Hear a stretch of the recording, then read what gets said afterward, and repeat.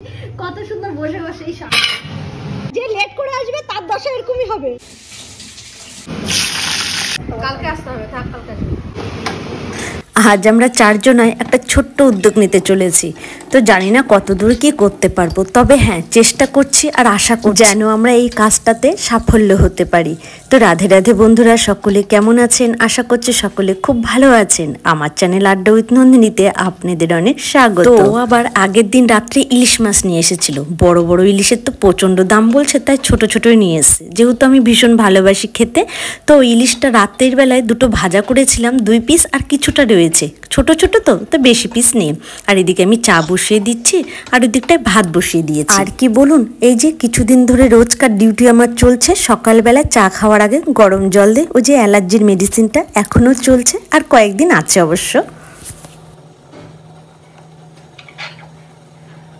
আসলে আজ আমাদের চারজনের একটা ছোট্ট প্ল্যান ছিল যে আমরা চারজন এক জায়গায় হয়ে আমাদের একটা ছোট্ট একটা কাজ শুরু করতে চাইছি। জানি না কতদূর কি হব, অবশ্যই যদি সাফল্য হয় আপনাদের সামনে শেয়ার করব ভিডিওতে। সবই যখন শেয়ার করি এখন এটাও শেয়ার করব, তো দেখি কতদূর কি করতে পারি। ওই যে 4টে ইলিশ মাছের পিস রয়ে গেছে, তাই ভাবছি ওই 4টে না আজ একটু ভাপা করব। তার জন্য এখানে সর্ষে, একটু জিরে আর কাঁচা লঙ্কা নিয়ে নিয়েছি। বটবটিগুলো এতগুলোই আছে,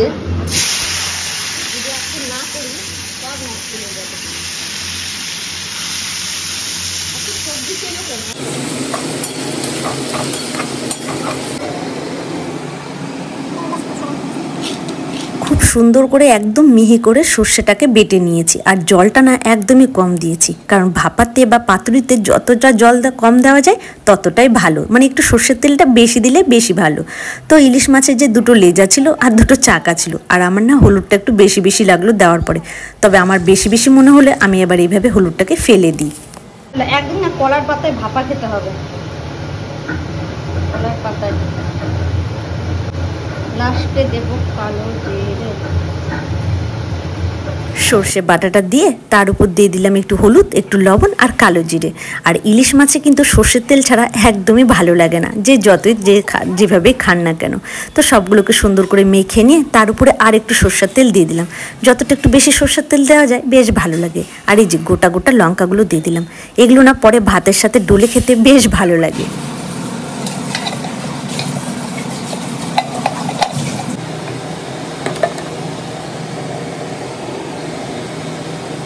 এইখানে আবার একটু আলু আর পটল কেটে নিয়েছি, ওই যে ইলিশ মাছের মাথাটা দিয়ে ঘন্ট করব। আর একটু অনেকটা বটবটি ছিল জানেন তো, ভাজা করে নিলাম, নষ্ট হবে না থাকলে।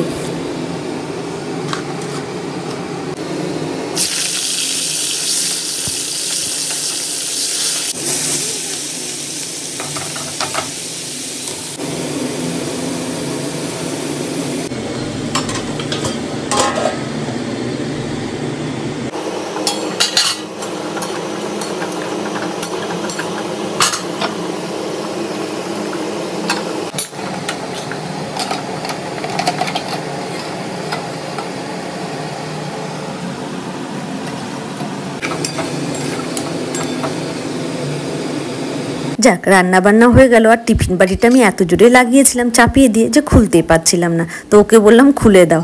যাই হোক, এই যে ভাপাটা হয়ে গেছে, খেতে কিন্তু সত্যি খুব ভালো হয়েছিল। এইভাবে গরম গরম ইলিশের ভাপা খেতে দারুণ লাগে, আমার তো খুব ভালো লাগে। আর আমি তো ইলিশ মাছ ভীষণই পছন্দ করি, আমি বলে না, আমাদের বাড়ির মানে আমার বাবার বাড়ি বলুন আর আমার শ্বশুর বাড়ির এদিকেই বলুন, সবাই ইলিশ মাছটা না ভীষণই পছন্দ করে। অবশ্যই এটা একটা সুস্বাদু মাছ, ভালো তো লাগবে, সবাই তো পছন্দ করবেই। কেমন হয়েছে ইলিশের ভাপাটা? ভালো হয়েছে? লবণ টবণ ঠিক হয়েছে? মাছটা স্বাদ আছে?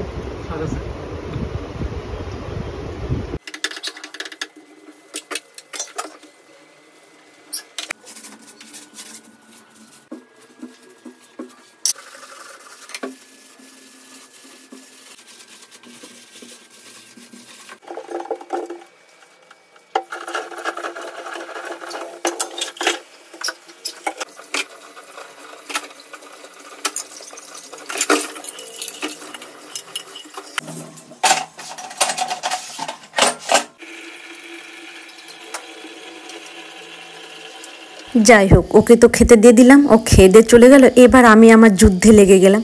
রান্নাঘরের যত বাসন টাসন ছিল সব মেজে টেজে গ্যাস ট্যাস মুছে রান্নাঘরটা একদম পরিষ্কার করে নিচ্ছি। আমি রান্নার পরে একদম রান্নাঘর পরিষ্কার করেই রান্নাঘর থেকে বেরোই। এটা আমার একদম বরাবরই অভ্যেস, মানে পুরো পরিষ্কার করব, নাহলে তেল কাজটা হয়ে থাকে ভীষণই বাজে লাগে। আগে রান্নাঘরটা পরিষ্কার করে নিয়ে নিই, গ্যাস ট্যাসগুলো সুন্দর করে মুছে নিই, তারপরে ঘরে চলে আসি। আর আমি না গ্যাসটা এখনও সেই ক্লিনারটা দিই মুছি, তাহলে না গ্যাসটার খুব সুন্দর কালারটা থেকে যায় আর গ্লেজটা করে বেশ ভালো লাগে। যাই হোক, তারপরে যত রাজ্যের কাজ টাজ ছিল এক নিঃশ্বাসে একদম করে স্নান টান করে খেয়ে দিয়ে রেস্ট নিয়ে তারপর রেডি হয়ে গেলাম। আর এই চুড়িদারটা না, ফ্রক চুড়িদারটা আমার বহু বছর আগের, কিন্তু আজকে কি যে মনে হলো ভাবলাম একটু পরে। সেই 7-8 বছর আগে বাবা গো বাবা, এই চুড়িদারগুলো কি উঠেছিল তাই না? আলমারিতে থাকলে নষ্ট, আমার না 3টে থেকে 4টে আছে, তো আমার আবার জিনিস নষ্ট করতে খুব গায়ে লাগে, তাই ভাবলাম পরে নিই। তোমার শেষ হয়ে গেছে,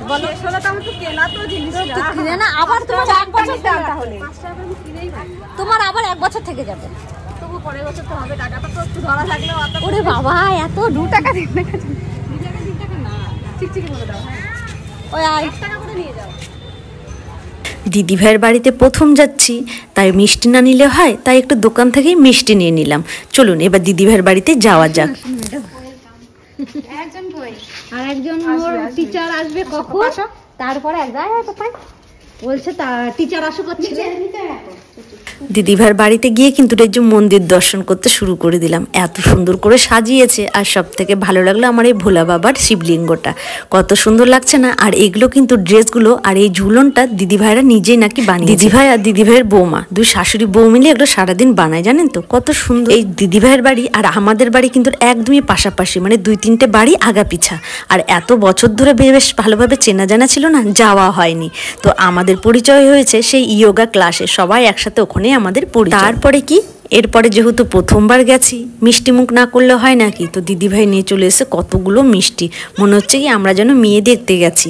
আমরা এখন বলছি আর হাসছি যে এত কিছু আয়োজন, বাবা গো বাবা, আমরা এলাম একটা প্ল্যান করতে আর তার সাথে এত কিছুর আয়োজন করলে। তবে আমরা কি প্ল্যান করলাম, কি কাজ শুরু করব, কি করব অবশ্যই দেখাবো। যদি আমরা সে কাজে একটু হলেও সাফল্য পাই, অবশ্যই আপনাদের সাথে শেয়ার করব, সেখানে আপনাদেরও দরকার।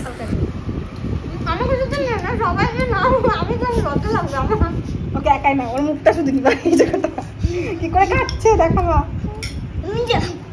চুপ কর তুই, এই আবার আসতে ভীষণ ভালোবাসে, এই ক্যামেরাতে আসতে। হ্যাঁ ওকে শুধু না, আমার খুব ভালো। তুই কি পাগল, এখানে হাত দিবাচ্ছিস তুই?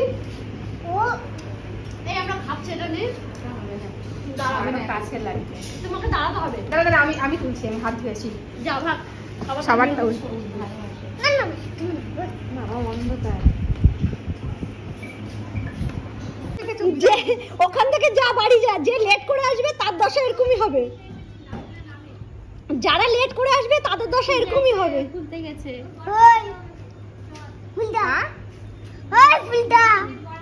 যে কোনো কাজে কিন্তু সবাইকে ছাড়া অসম্পূর্ণ থাকে, তাই সবাইকেই পাশে দরকার। আমরা একটু দেখি কতদূর কি করতে পারছি, অবশ্যই সবার সাথে শেয়ার করব। আপনারাও যদি পাশে থাকেন খুব ভালো লাগবে। তারপর নিয়ে চলে এলো দিদিভাই দিকে চা আর বিস্কিট। চাটা কিন্তু দারুণ হয়েছিল। যাই হোক, অনেক গল্প হলো, অনেক আড্ডা হলো, খাওয়া দাওয়া হলো, আমাদের প্ল্যানটাও অনেকটাই কাজ করে গেল। তাহলে বন্ধুরা, নেক্সট ভিডিওতে দেখা হবে। ভালো থাকবেন, সুস্থ থাকবেন, আর হ্যাঁ, হাসি খুশি থাকবেন। রাধে রাধে।